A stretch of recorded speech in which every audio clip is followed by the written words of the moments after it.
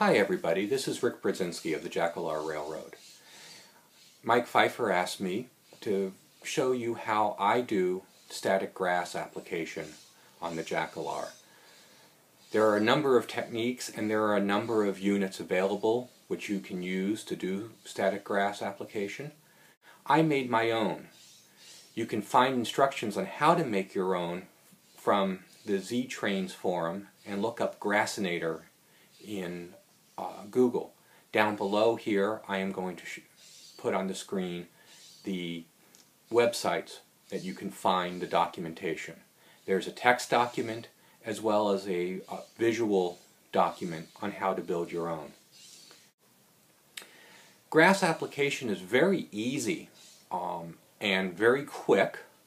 The real key to it is that you want to make sure that you've got the grounding pin from the unit in your liquid glue and that you get your screen, your applicator, down close enough to the glue on the layout. This is my homemade Grassinator. We have our mesh screen, which is just metal window screening. It's cut into a Rubbermaid round container top. Here's the Rubbermaid container. It's got the alligator clip, or actually screw terminal clip, that then goes onto the screen. We put the grass in there. The negative ion generator is inside this 9-inch piece of PVC tubing. Here's the alligator clip going out to the grounding pin, and I actually have a little power supply that comes in so that it's actually plugged in. Got a rocker switch to turn on and off. Very simple unit to make. Okay, so this is how we're going to fill the Grassinator. What I'm going to fill it with now is simply some Woodland Scenic light green grass. Put this back down on the workbench. And it's really simple to fill. You just plop the static grass in. I tend to like to sift it a little bit, make sure that it's not in big giant clumps. And then we have our bare wire, our alligator clip here, which I have to then put back into the screen so that we have our conductivity. And then I just snap it on close. So what we're going to do now is we're going to just take a piece of unfinished blue foam.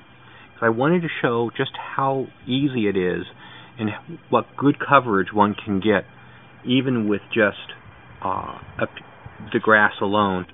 And all I'm going to do is take my glue mixture, and the glue mixture is 50% white Elmer's white glue, 25% water, 25% isopropyl alcohol.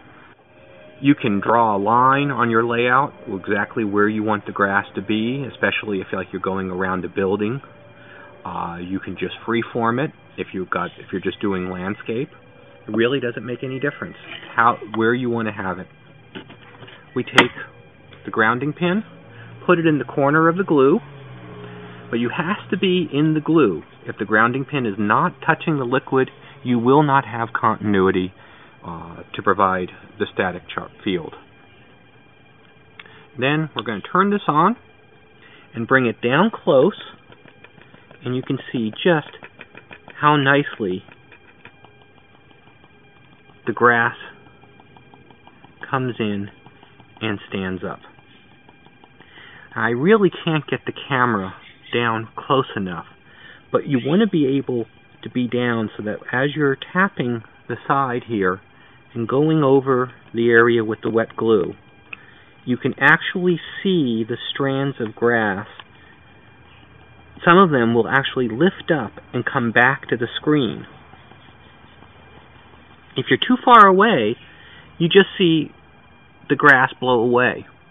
It'll fall if you're inside. Outside here, there's just a very slight breeze, so it's just enough to blow it away. And if you're too close, you're going to get a spark or you're going to get a trail of grass. It will actually create a full trail back up from the screen down to the surface. And just keep going over and over and over the area, gently tapping. Do not shake up and down. And here I am showing you that the area that I had just finished doing right on the blue foam. And you can see the grass made a very nice layer on the foam.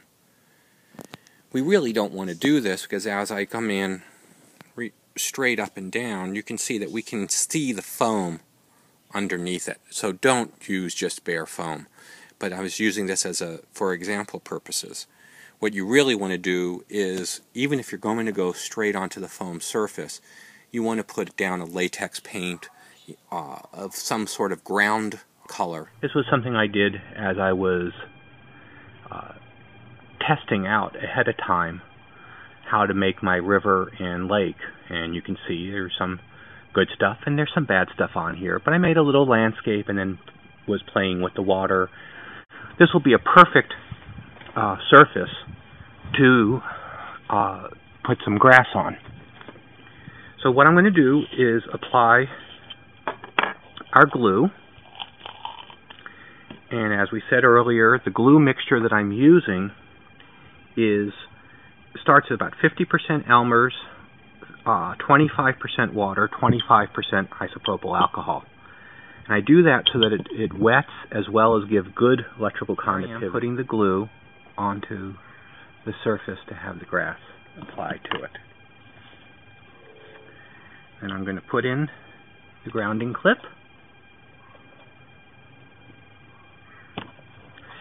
Make sure it's down low. And we take the Grassinator, bring it up, and we put it down close, and we just tap gently over the glue area. And you can see the grass, a nice California gold, as it's coming down, and it just stands on end. The closer you get, the better it will stand up. But you don't want to get too close, or you can actually create a spark. And here you can see we've got ourselves a very nice layer of grass now. I can bring this in, and you can see what it looks like, where it was bare just a few minutes ago. This is showing what you can do with the different types of static grass. This is an area I just finished in the last week. And you can see here around the house I have some nice green grass. They've been watering. It goes to a shorter dark harvest gold is what the Woodland Scenics calls it. And there's some tufts of other grass that's showing up, probably some water underneath the surface. And then as we go out into the hills, we see just some California gold.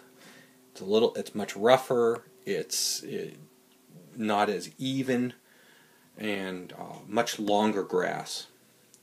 This is the silver grass here. Well, I hope you enjoyed that lesson in how to apply your static grass. It's a very quick and nice way of putting a great landscape on your layout. Take care. Bye.